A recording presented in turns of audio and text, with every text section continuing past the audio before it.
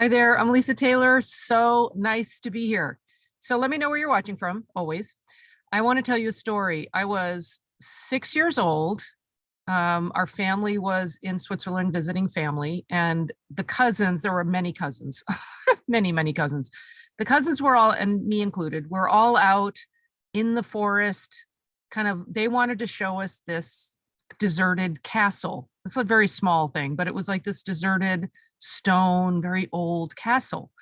And in the castle, there were these kind of turret windows that were angled.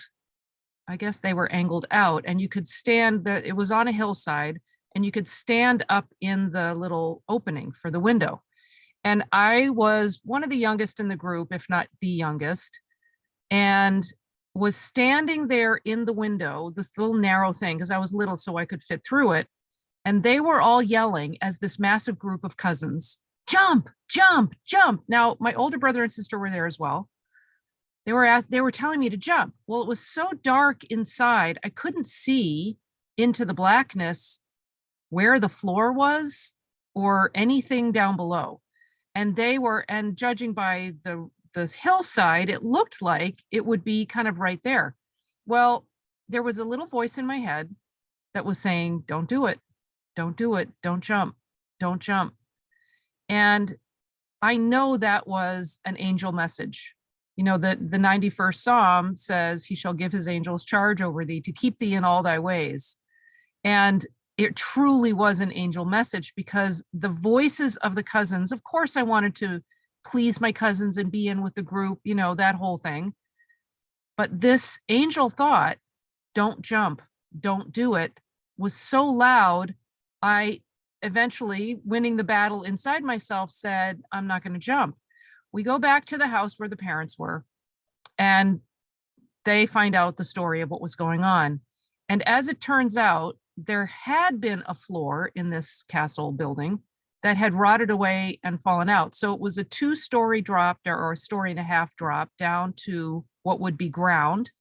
And because this was a place where kids would hang out, a lot of kids had thrown bottles and broken bottles in there. So the floor was littered with broken glass. Now, mind you, I was a 6-year-old. I think I wore Keds, you know, those old fashioned Keds that had very thin little rubber soles and little canvas top. This is when sneakers were actually little sneakers and not like running shoes.